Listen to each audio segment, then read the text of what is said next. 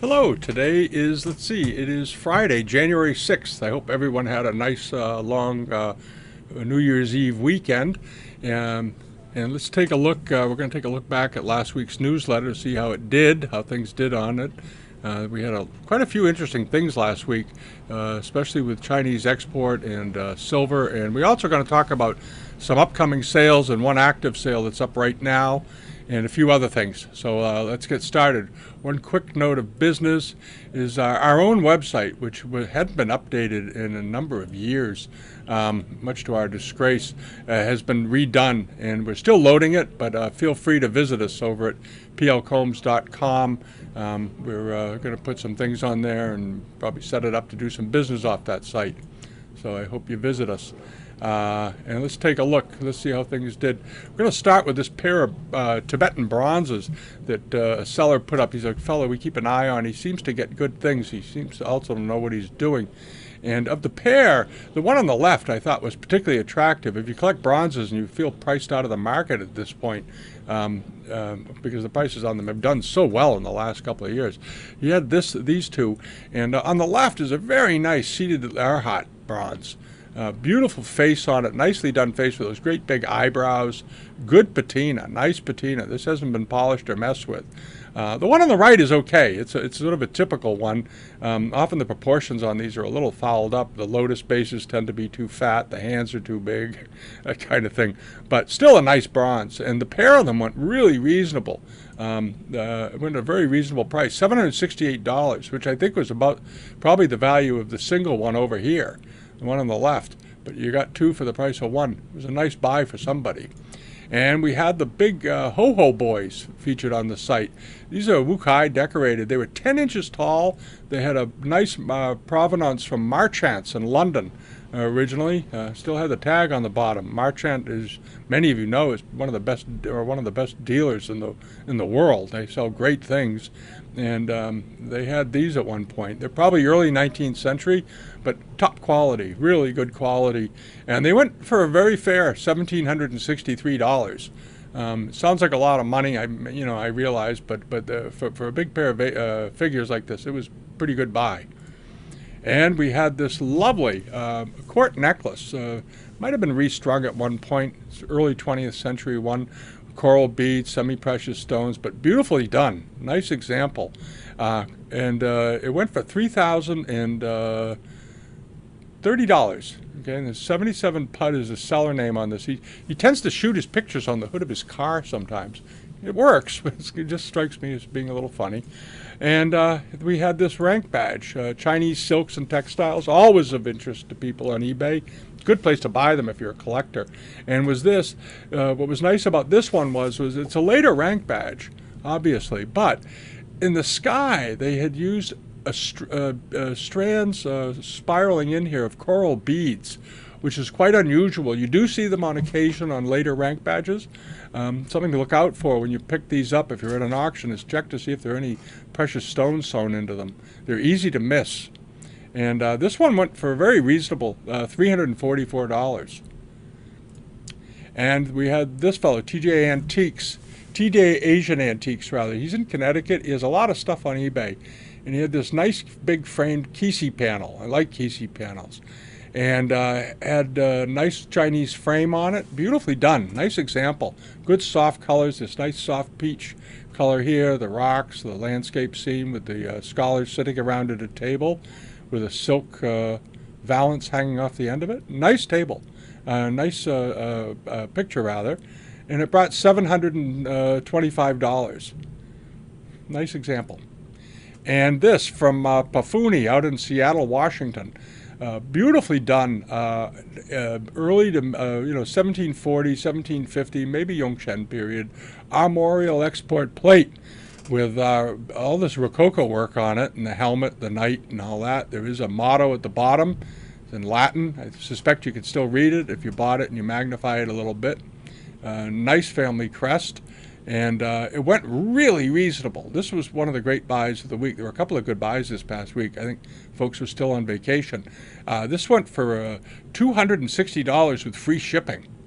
And this guy gets good things. He also gets a lot of grisaille decorated stuff as well, if you like grisaille. keep an eye on. We have them whenever he has stuff up. We usually have them on the site. And there was this. This was one item that I sort of I like carved ivory. And I know you're not supposed to sell carved ivory on eBay, but it seems in the last year or two they've sort of dropped the problem with doing it over in the EU. I'm not sure why, but this one was being offered over there.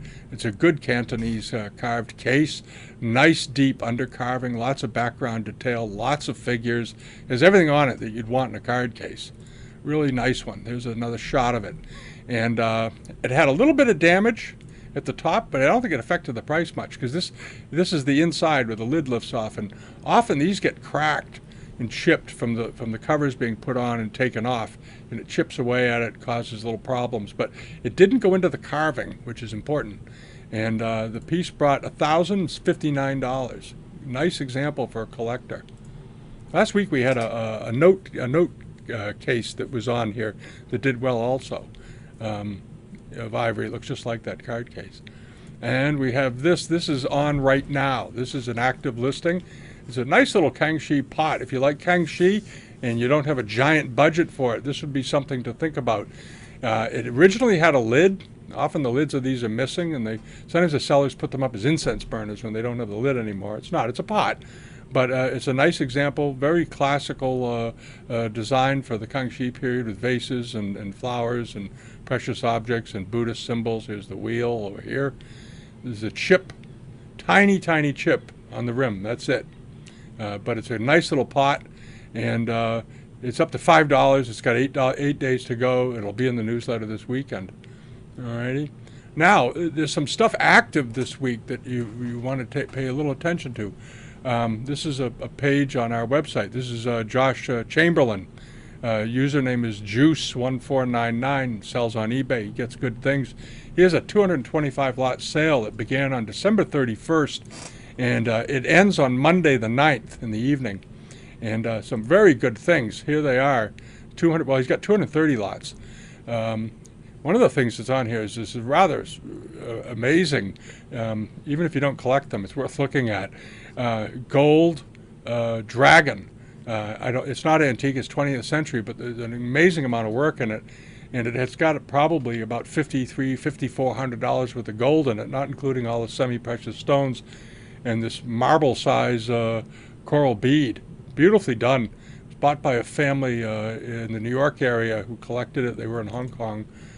Josh told me a little bit about it, and they have this on here, and as well as some enamel elephants that I think are going to bring a lot. They're getting right up there. I haven't looked in a little bit. There they are.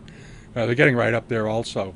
But he also has a lot of good Chinese porcelain this week, some other jade carvings, some textiles, and a lot of Japanese stuff. He's got some good Hirado figures. If you collect Hirado, Josh knows a lot about them, and he's an animal figure nut, so occasionally he'll put some up on eBay.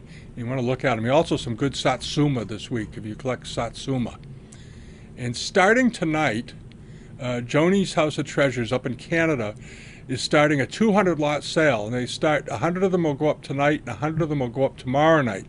This is their page on our site. They sent me some pictures of what they're selling, just a few of the things. And this struck me as being quite nice. I want to check this out further. Nice looking 18th century Qinlong celadon relief worked vase with famille rose, and this rather amazing big. I wonder if it's Kangxi or not. It could well be with that pattern with iron red and cobalt blue, and these items here. This nice Daosai plate and this very large famille rose plate. And they also have these big figures and a bunch of bronzes, so you want to check that out. And also on eBay, closing this weekend is this. This is rather nice if you're a Kangxi collector. This rather nice vase. It's an early Kangxi. It looks like an early Kangxi one to me. It's got a lot of the colors and feeling of transitional style work. The way this butterfly is drawn and the dragonfly is drawn, and the way the bird is drawn.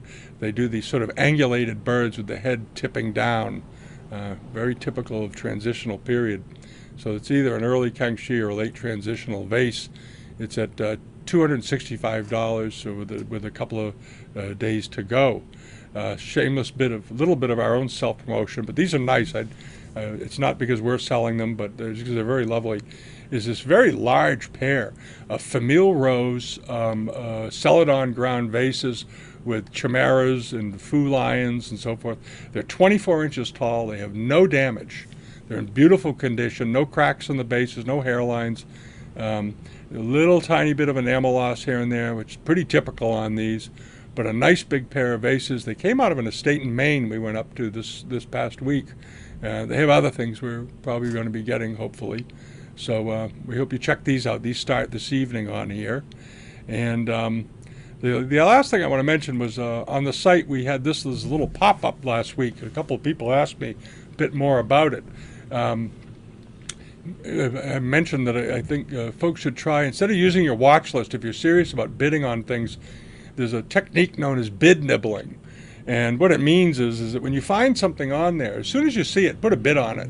Do not put things on your watch list. Watch lists get forgotten, and typically people that put them on there, they sort of forget about them, they get discouraged, they don't bid.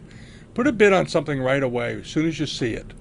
And then each time you're outbid, if you can, add a little more. Make it competitive. Because what happens is, as an auction moves on psychologically, especially online auctions, the higher prices go, the more interest something seems to have early on, the less likely people are to jump in, okay, and at the end and throw big numbers on it, because they're sort of feeling already a little bit self-defeated. Also, things with lots of bids and lots of activity tend not to make it onto watch lists, because people sort of give up on them at that point, even though they're maybe way under the money, way under what they're really worth. And then at the end, in the last hour, or the last few minutes, or whatever, leave your final bid and see if you're not getting more items that way. All right. The reality is, active bidding discourages competition on online sales. I shouldn't probably say that, but it's true. All right. And we've seen it many times, many times. So there it is. That's the week. And thanks for visiting. And if you haven't signed up for the newsletter yet, please do. Leave a comment here on YouTube and subscribe to us here as well. And have a great weekend, and see you next time. Thank you. Have a great day. Bye-bye.